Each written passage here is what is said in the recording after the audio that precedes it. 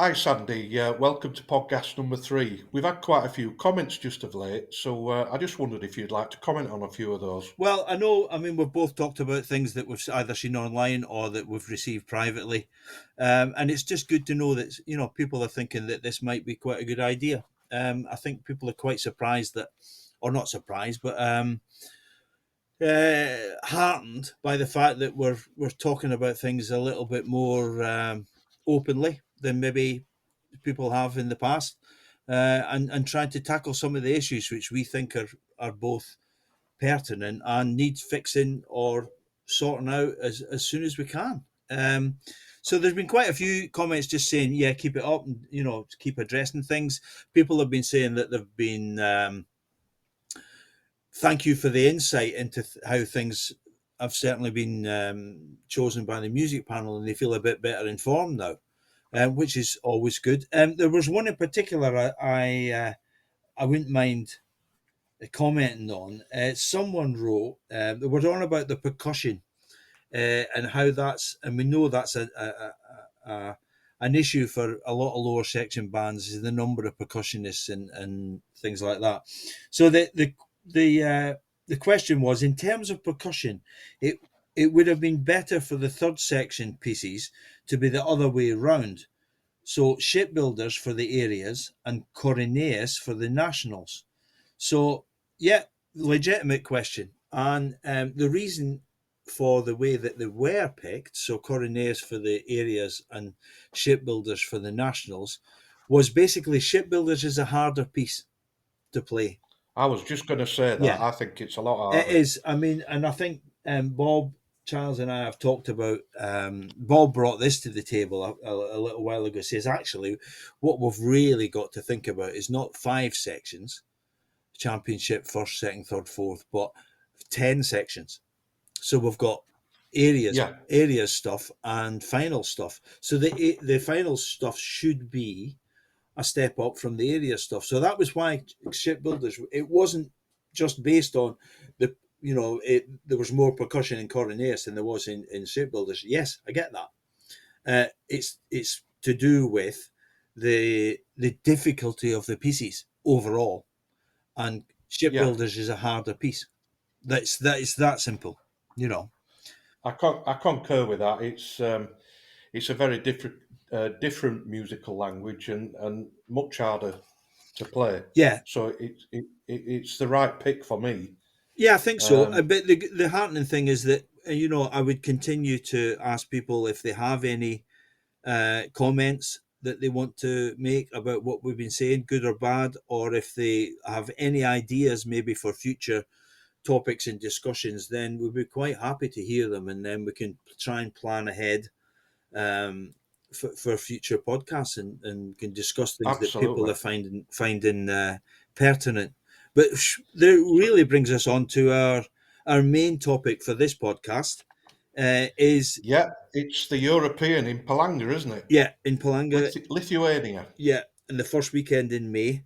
So it's a Yeah. contest that we both have a fair amount of um, experience in. So go on, show us your medals. How many have you got? Oh, well, I've only got 9. Have you? I've got 8. I've got 8 Oh, Europeans. wow. So you beat me by one. Yeah, we're both pretty experienced, and obviously, yeah, all those other contests where we competed and were robbed at, and Yeah. didn't win. So Do you yeah, remember the one with fairies, Sandy? It sticks in my mind. I think it was in Plymouth, and we were actually joint first on that one, but I because we had a lesser mark on the set piece, we got second right. prize. That's not guilty. I wasn't playing at that one. Weren't you? No, I I wasn't. thought you were. No, no. So I just thought it Well, might be. I would have had 10. I would Would have you? had 10, and Oh well. yeah, gutted. Yeah, yeah. Could have, would have, should have.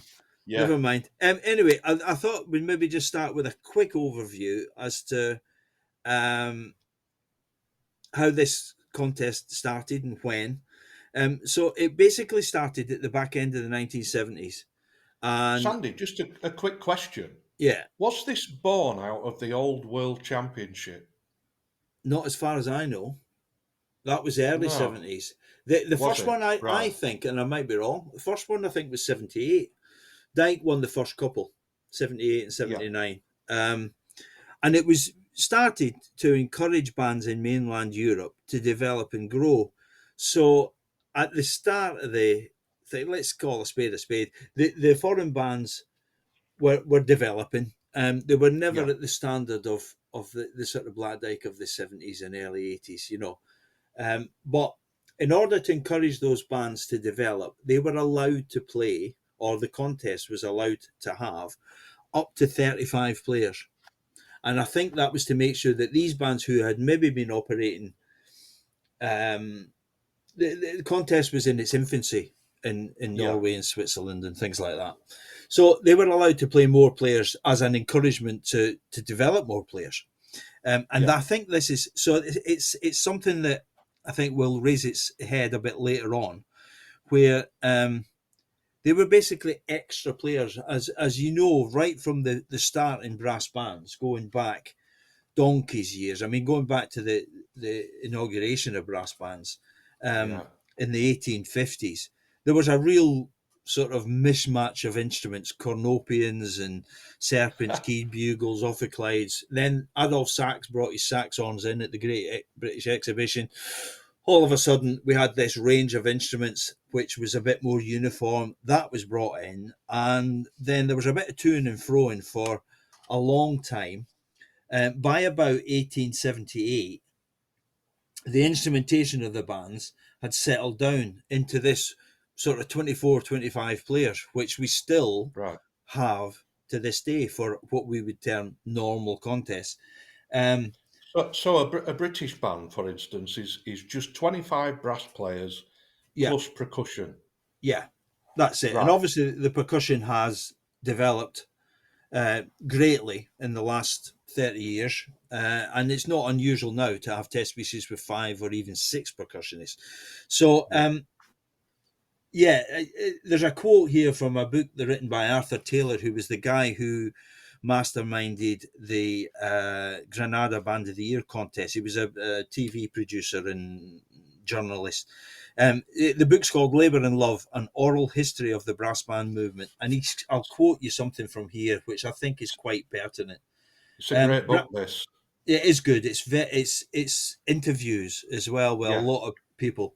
It's very interesting reading. Brass banding was, if you like to look at things in that way, yet another example of the Victorians' skill at codifying unruly sports and making them respectable. So he's talking about things like football and rugby, and you know, Yeah. this is where the rules of the game were basically set up. Formed. The Yeah. competing brass bands had 24 players, and one would no more think of changing that number than suggesting that football or cricket teams should field 12 players. So it's an interesting sort of concept that this 24, 25 players, and if you look at brass band scores right through the 20th century into the back end into the 21st century, the score setup is the same. So you have Yeah.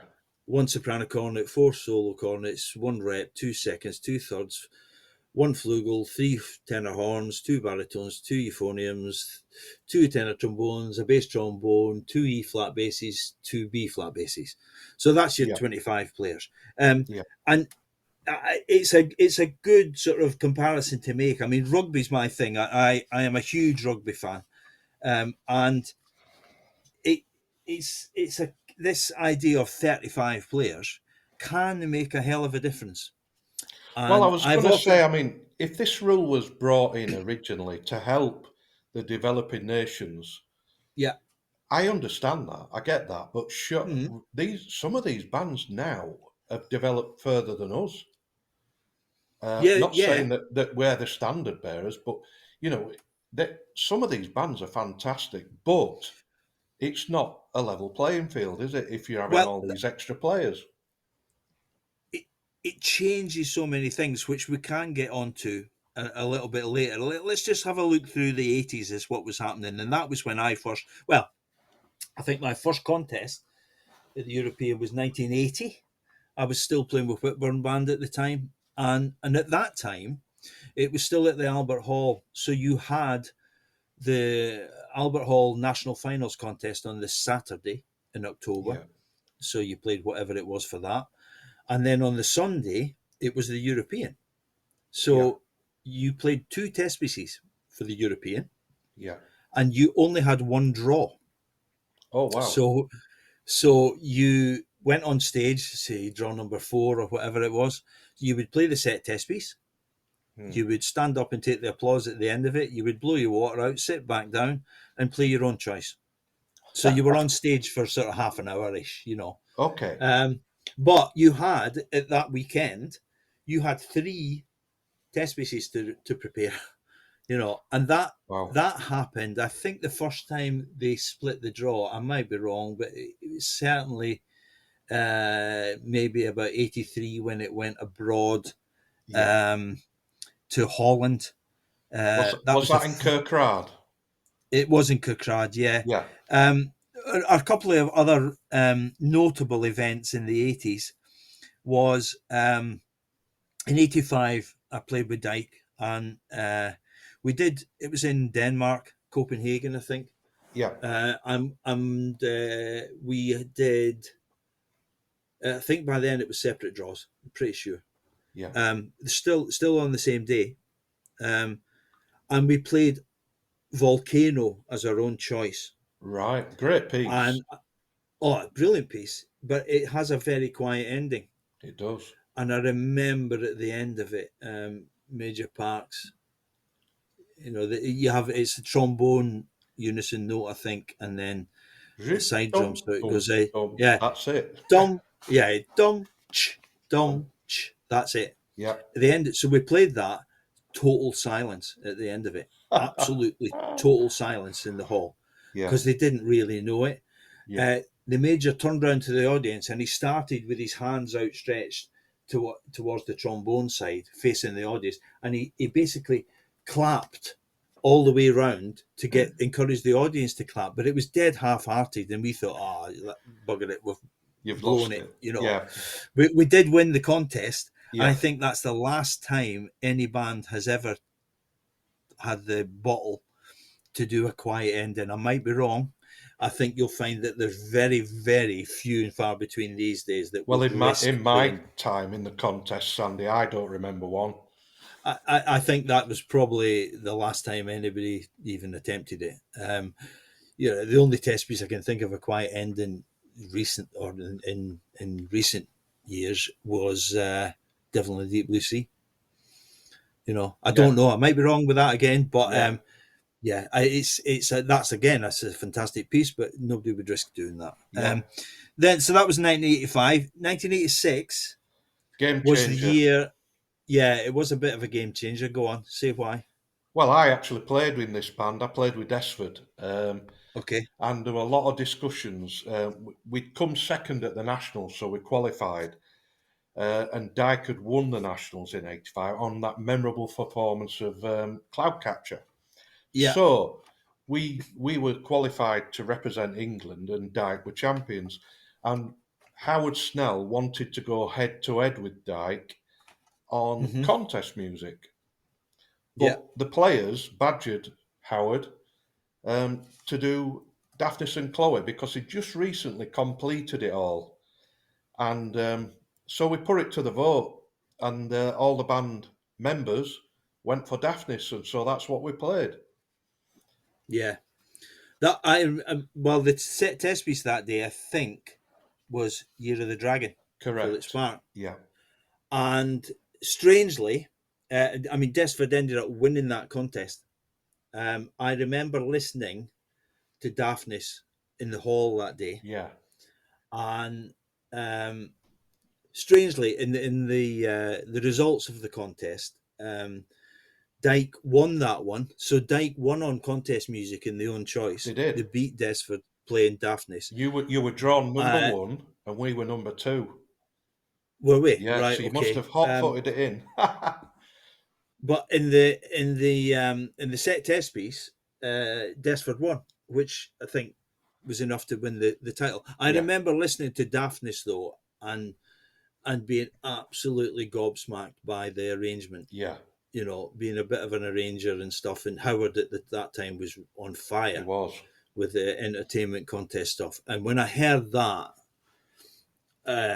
it just blew me socks off. And I thought, bugger, we've blown it. Yeah. We've blown it. You Well, know, that was the and it was. intention, but obviously you beat us in that part of it. But Yeah, that's the strange thing, because I thought that was the bit that was going to kill us, but it wasn't. The no, damage had been done in the Year of the Dragon in the set test piece. yeah. So that was 86. 88 was the first win by a European band, which was Funny enough, Mr. Snell again. it was with Ikanga. Yeah, Yeah, and that was the start of a bit of European. Yeah, by then they were catching up. yeah, You know, and then we go into the 1990s, and I'm not exactly sure when, but the contest then, instead of just being, it developed from one draw yeah. and playing two test pieces on stage, not at the same time, obviously one after the other, but then it developed into two draws on the same day, and then it split. So I think it was probably into the early 2000s that the contest went from being just on one day to being two separate days. So you would have the set test piece on a Friday night, and then you would have the own choice test piece on a separate draw on the Saturday. And this is when things really began to change. That was then the development of these sort of bespoke own choice test pieces, rather than just using existing repertoire, so that you were getting Yeah. pieces composed specifically to highlight the talents of individual players. Not that bands had obviously chosen pieces to suit their band, but you were now getting pieces specifically written for that specific player. So a good example of that would be Philip Sparke's Music of the Spheres, which featured Yeah. the solo horn at the very beginning on a big opening sort of statement cadenza thing, which Shona Yes. played. So that was one of those examples, and the own choice test pieces then were far more. People were starting to get clever with them.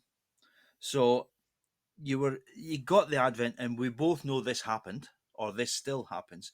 You were getting the actual scores which the adjudicators read from were being disguised to make them look more complicated than they really were.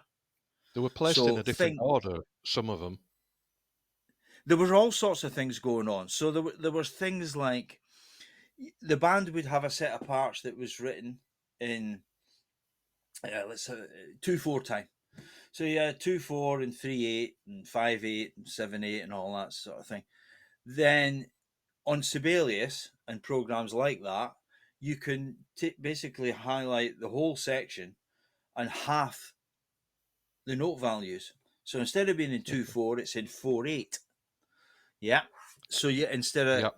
it goes like that. You have 3/16 bars and 5/16 bars and 9/16 bars and all this. So it looks a lot more complicated from the adjudicator's point of view.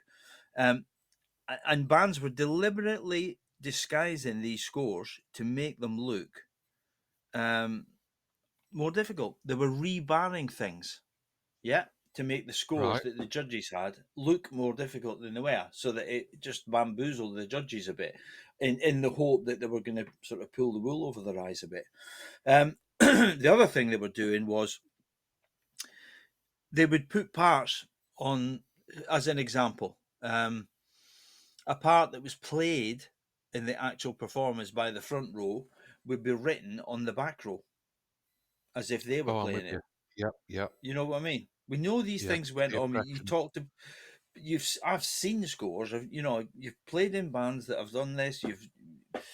Um, you speak to players all the time, and this is Yeah. happening. And you've also got this idea that instead of it saying soprano cornet, solo cornet, rep, seconds, thirds, flugel, solo horn, first horn, first baritone, all the way down the score as per usual normal scoring setup, that the parts would be mixed up on the stage, which is it's a 5-second job on Sibelius on the computer to suddenly start Right. the score with one baritone. then the second horn, then two E flat basses, then a solo cornet, and you have a score all sort of mixed up so that Yeah. it's bamboozling to look at. Whereas the Right. score that the conductor's working from is in normal band scoring layout. So there's all sorts of this sort of jiggery pokery going on to try and disguise the fact. Um, just mixing up the layers and things. So this is when that started, and all. So that's purely with the intention of making it look far more difficult than it actually is. Yeah, yeah, yeah. Yeah, not saying that. So, I mean, a lot of music isn't difficult. Yes, it is difficult, but I think the intention was to make it look more difficult than it actually is. Yeah. Because the set of parts, we all know this still happens today. That some sets of parts that go on stages for big contests bear no resemblance to this printed scores. We know that. Quite true. Um, um, but this started then when you split the day into, or the contest into 2 days, and you ended up with much, much longer um, pieces for the own choice, especially. The set test Right. pieces got longer. That's certainly true. Excuse me. The own choice pieces are getting longer and longer. And now they're getting up to the sort of 21, 22 minute marks, which is fine, and there is some really good music. There is, again, like we said, there can be instances of a bit of Emperor's New Clothes stuff going on as well. Um, Yeah. and composers are sort of one of the main tools they're trying to use is this idea that you basically tire a band out, stamina busting test pieces, which Right. you've got to remember they're not just, and this applies to any test piece that's chosen for anything. It's not just a case of getting through the test piece on the day; it's the toll that test piece takes on rehearsals for the last couple of weeks before it. More intense Yeah. rehearsals, longer pieces, bigger blows. It's on your face all the time. We've both seen instances where players have Yeah. succumbed to that, and they've had to be told to take rest 80% of the last 3 or 4 rehearsals. Otherwise, they're not going to get through it because they've nearly burnt themselves out. Yeah. So then you've got this, and I think this is a huge issue still. The European rules state that you're allowed up to 35 players, including percussion. So Well, this let's is why, Sandy. I feel that these rules are because of the increase in players are making it possible to play all these bigger, longer pieces because Mhm. certain players can take a rest. Yeah, yeah, it is true. So, so if you've got 35 to play, let's take a rough ballpark figure: 30. Sorry, 5 percussionists. Okay, Hmm. so you're allowed 30 brass players, which is 5 extra. So we all know that bands are playing an extra euphonium, certainly an extra bass, maybe Yeah. 2 extra basses, an extra body on the front row, um, and various other ones dribbled around the band as Extra flugels, extra. There's yeah, all extra sorts. flute, extra horn, extra trombone, Trombones. whatever, just to make life easier. So I mean, I've had discussions about this with some big name players, and they say they know exactly what's happening. So what is happening? For it's an example. Let's take an example. So a known choice test piece that's commissioned by a band um, for their appearance at the European has a major euphonium solo. Okay, Yeah. so what they do, and the rules allow it, and if the rules allow it, then that's fine. They will employ a third euphonium player so that your solo euphonium player, your principal player, can then rest a vast majority of the piece and Yep. just tackle the mega solo, and then remain fresh for it. Right? We all know it happens, and it Yeah. happens on all these extra. We know why there's an extra bases. They're trying to sort of bump the sound up. It's like, again, going back to the rugby analogy. You can't just add another couple of back row players or front row. I mean, in rugby, back row and front row, not Yeah. cornets. You can't just stick another 3 or 4 of those guys on and expect things to stay on a level playing field, parity. It's not going to happen. So, and you've also got the fact that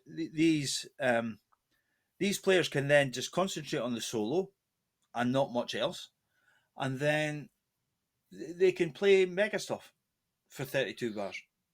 But You then know, what happens then? all the years I've been in this contest, Yeah. um, I've we played an extra player at Desford in '86 on the bass end, mainly because he was retiring. It was his swan song, and Okay. then all the time I had to Black Dyke and YBS, we played four, and then a couple of years ago, Brighouse asked me to help out and play an extra double B. Hmm. It was the biggest waste of time I've ever had because Right. it was just so against what I thought should be happening because the balance was all over the place. I particularly felt like a spare part. It just it it was not a good experience, I've got to say. Well, it'll be interesting to speak when we speak to Philip, what his take on it, because he does mention in his press release for his piece that he has tried to keep the emphasis on traditional brass band values, both in the writing and scoring. So it'll be interesting to see what his take on that is. But what you're ending up with these pieces at the moment, they start off as being on choice test pieces for the European, and end up being chosen for major contests, major national contests in individual countries, is that you The then big go bucks, back to having, yeah, you have to play these pieces then with 25 players. So exactly. where you've had the safety net of a third euphonium. I'm sorry if picking on the euphoniums, just using it as an example. Instead of that one player just doing the big solo, they have then got to go back, and if it gets chosen for the British Open or the national championships in whatever country, they then have all the donkey work to do as well, which is a totally Yep, different ball game. ball game. You Yep. know, um, and they have to. This is what makes it. I don't know why it's never been honed in to back down to 25 players, because that's basically what you're asking bands to do. I mean, this is why a lot of these pieces end up being, apart from the elite bands in each country, they're virtually unplayable by anyone else. So Mm. I don't know what the value of that is. Yeah.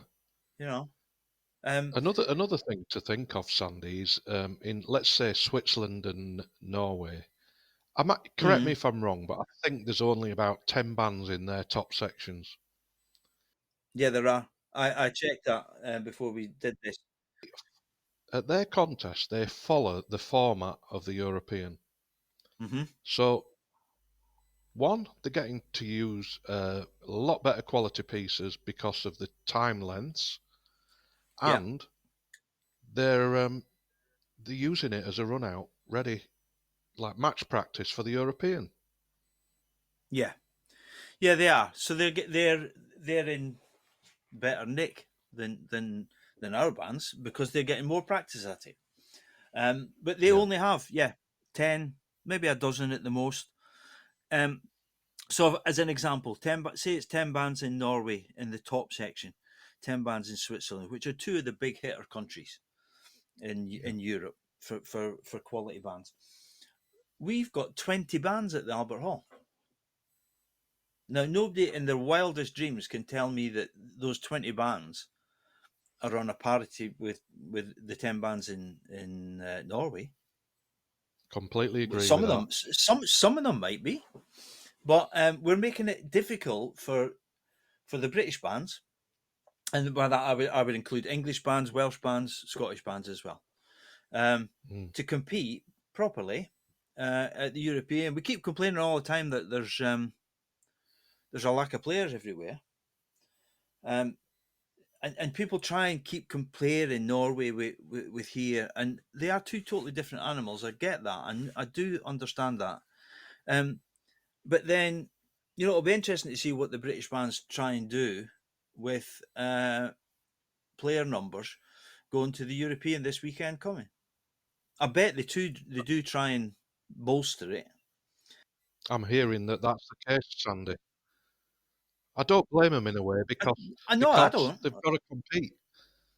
But them players that they're bringing in won't actually be members of that band. No, I know. They belong Yeah, to and that's another the band. other thing. I The mean, rules but you allow. see this all. You see this all the time. There was a contest Mm. just recently, and there was players winning solo prizes that obviously don't play with those bands.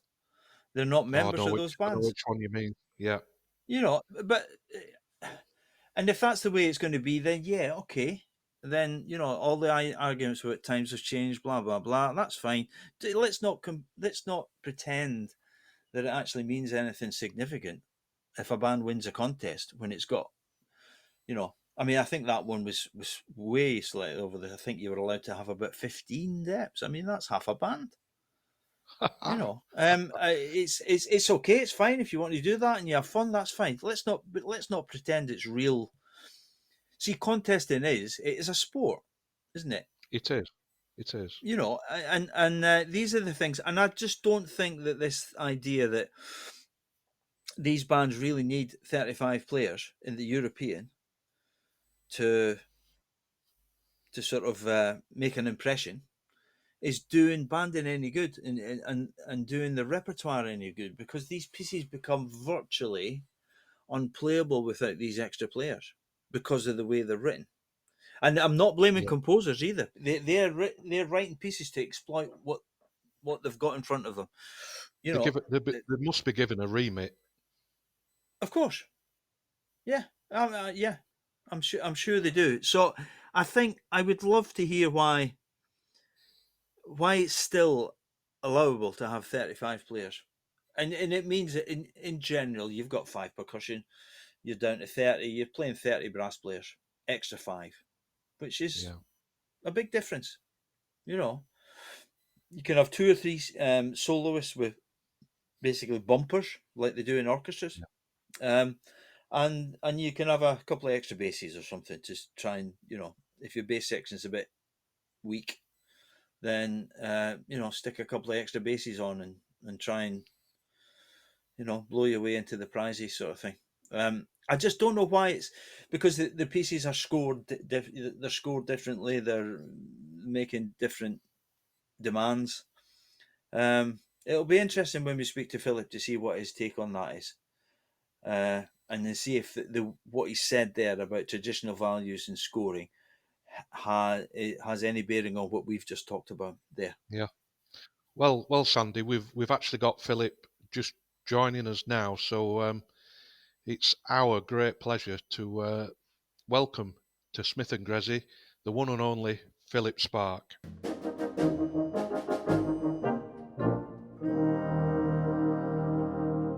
So we would now like to introduce to the podcast the composer of this year's set test piece for the European Championships, Mr. Philip Sparke. Hi, Philip. Hello, both of you. How are you doing? Hi, Philip. Philip, as far as I can see from the list of test pieces, that the first one that you had used at the European was back in 1980, Landed Along White Cloud. Would that be a correct assumption? That was the first one you had used? That was my first ever. Yeah, I remember playing on that. Good Lord. He's old, Philip. Yeah, I played on that one with Whitburn. It was at the Albert Hall.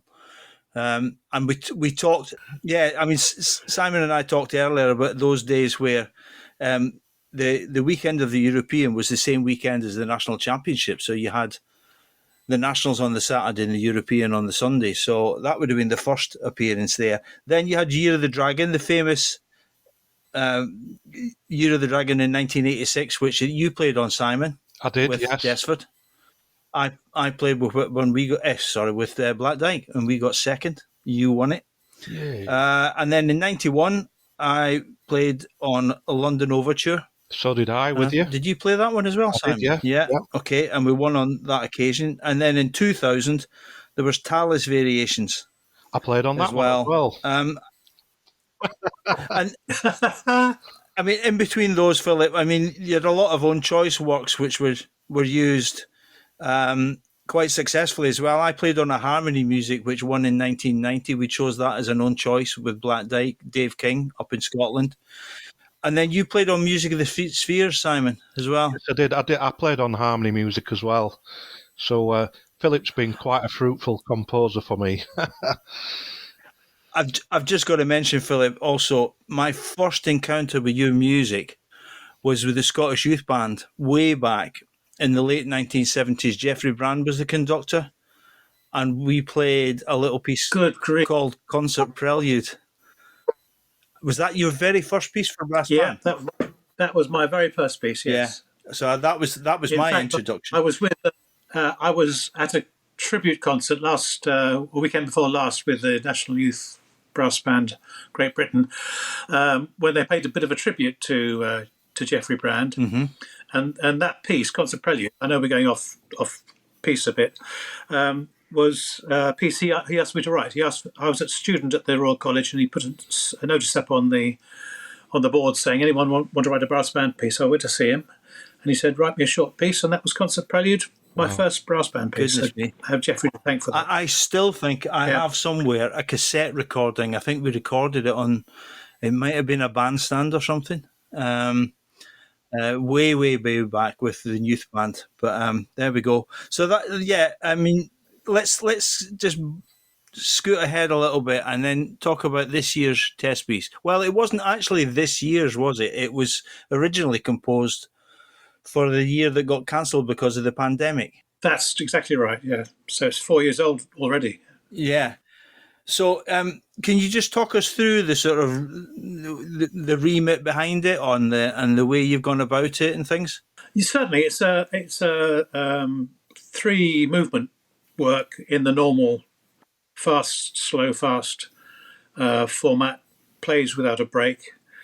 And I think the main thing about it, and the reason I chose the title from that poem which it comes from, is that it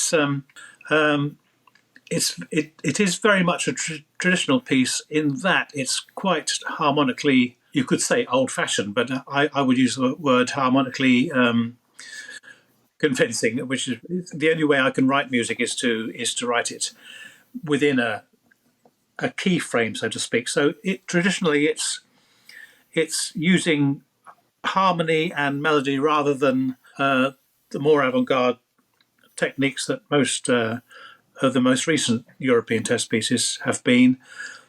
And also it's scored in a way which I think is also traditional, in that there's very little writing above top C for anybody, and most instruments are used to their best effect, the way in my opinion, the brass band was originally conceived. Hallelujah.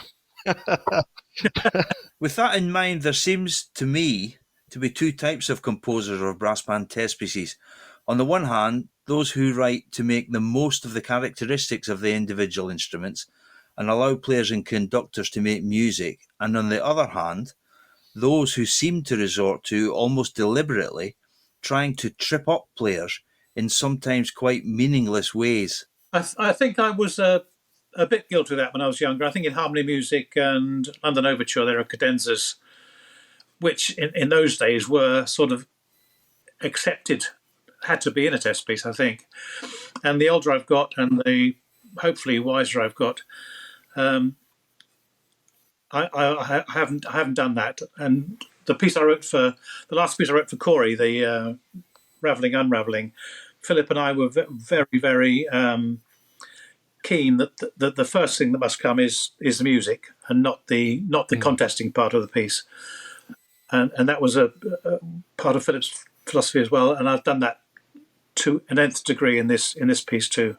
One of the things the European rules allow is playing what we might term extra brass players, which results in bands employing these extra players to lighten the workload on their own soloists. When you're composing, do you have the balance of, if I can say, like a normal sized band in your head? Sorry, I always think of 25 players because that's what a brass band is, as far as I'm concerned. And extra players are there only to help out the others rather than to add instrumental lines. And it's one of the beauties of the brass band. I write, as you know, a lot of wind band music as well. With a wind band, you never know how many players are going to be playing the piece, apart from the premiere. So it's always, scoring is always a little bit of a compromise. But with the brass band, if you're dealing with 25 players, you know exactly how to weight any particular line, purely in terms of numbers. So I always think of 25. No doubt about it, yeah. It seems that one of the main tools of some composers is to keep adding more and more passages of sort of full-bodied bluster just to try and tire bands out through exhaustion. I mean, each composer is obviously, allowed to make his own decisions in that. And I wouldn't say it's if they want to use more players, fine. And I know pieces like trumpets and Eddie's Angels piece that are written for a larger than 25 piece band, but as you say, if it's going to come to light in any European national championships, it's got to be 25 players. Are you actually planning to go over to Palanga to have a listen, Philip? Yes, I plan to. I was pointed out to me there are some terrible strikes happening at the airports over next weekend, so we'll see. The plan is I will be there, of course. Good. You have had a busy composing life, Philip. Do you still keep yourself busy composing? I do, but I'm writing mostly now for the lower sections. I've just completed one for the Dutch national fourth section, and I'm doing one for another national championships second section next year, and I really enjoy that. I really enjoy doing that. It's a thrill to be able to write for bands in lower sections because you're having to work within certain parameters which the top section doesn't really give you. So it's more disciplined, and it's using a different part of my brain from the. It's really interesting that, Philip, because I don't think there's many people can write for the upper echelons and the lower section bands. So it's really commendable that you can turn your hand to that because there's not enough new music coming through. No, I love it. I love it. Are there any things you think about more than others when you're composing a new piece for brass band? Well, I mean, I've always tried to, both in wind band writing and in brass band writing, to make sure that everyone has something nice to do. And I suppose it comes about from conducting a band for 10 or 12 years, which I did. You know, people want to be engaged in the rehearsal, and therefore their part has to be engaging. And to be able to use some of the back row players or the first and second horns in a role where they might not sometimes be used, it's not a skill. It's not a skill; it's an art. It's a craft, I suppose. And it comes about from having a great respect for the players, because I was a pretty awful player myself, and I have enormous respect for the players, particularly at the top level, of course. And I think I would like to think I show that respect by making sure that everything is A, reasonably playable, and B, has some sort of meaning or fun or enjoyment. That's fantastic. Yeah.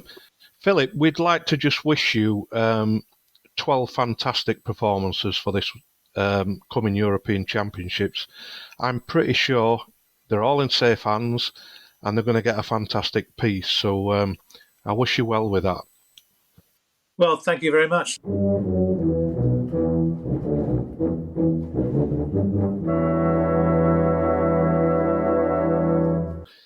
Well, a massive thanks to Philip from myself and Sandy. What did you think to that then, Sandy? I thought it was really interesting, speaking, right to the horse's mouth sort of thing. I know Philip quite well anyway, but it was just nice to hear straight from him as to how he goes about things and his thoughts about composing in general for bands. I thought it was an interesting comment about the traditional sort of scoring values and things that he's not I was pushing. quite taken with that. I really enjoyed hearing him say that because it it put a bit of faith back in the Well, in I the cup think for me. he's he obviously he's very astute. He knows exactly what he's doing. He's done it for a long, long time. He's got Very one well as eye. well. Yeah. He's got one eye on this test piece being used in the future, and if it's stupidly, sort of out of kilter with the general standards, because in these European bands, you get it in the own choice ones. We've said this, all these extra players which Mm, lighten the load on soloists, and you end up having these stupid solos. yeah, It makes them really, really difficult, and I think he has, yeah, it's very astute what he's done. yeah, I just think it's clever. It'll be interesting to hear the piece and see how the bands get on. One thing I was reminded of was, especially when we were talking earlier about the Europeans starting off as two test pieces on one draw, even. So mm, you played them on one visit to the stage, and then it was split into two draws.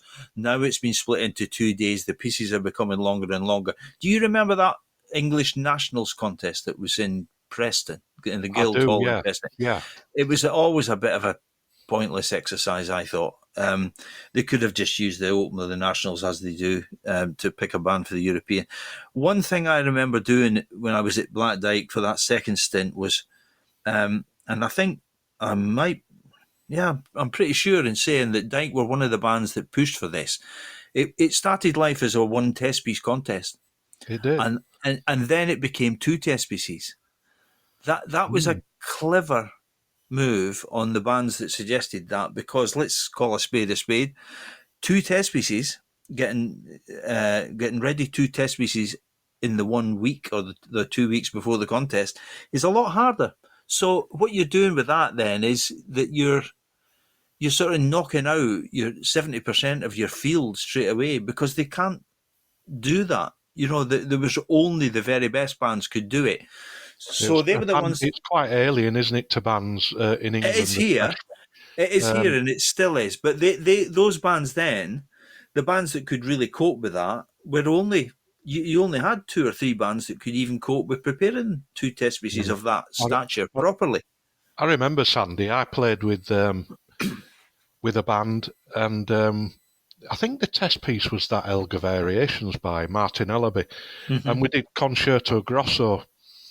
And I'll be Bourgeois. honest, it was let's get off this stage before anybody recognises it. It was really quite a poor performance, Yeah, it's a and because different the band I played for just weren't used to them two it's a contests. different concept altogether. Yeah, And if you notice, with the smaller fields in countries in mainland Europe like Norway and Switzerland, they go for this two test piece format, which gives them more opportunity to rehearse like that. We I don't think have they're any. better for it. We don't have any contests here, and this is maybe one of the reasons why our bands find it a bit harder now. Yeah, We don't have any competitions of that format. no, So, no, and if we're talking about, and this is for another discussion about reducing the the field at the likes of the Albert Hall or even the Open, um, given the opportunity for slightly longer test pieces, then these are the sort of things that have to be discussed now. There's no quite point in correct. shying away from it now. Mm. Um, but yeah, I thought it was a really interesting discussion from Philip, and I wish all the bands that are going to the festival, not only in the top section, but everything else that's going on in that weekend in Palanga, the best of luck. Um, Absolutely, it's been turned into a true festival now. I see, and banding's got to be better for that. I just wish. there were more English bands in it in a way, but it seems we've only got one this year from England, but we've got Well, one from Wales. I would imagine that depends on an English band actually winning it. So you would have a defending champion going, and then you would have a qualifier. That's exactly the for point the I'm trying next to year. make. So We used to be able to do that. So I suppose that's Yeah. that's up to them, isn't it? Yeah.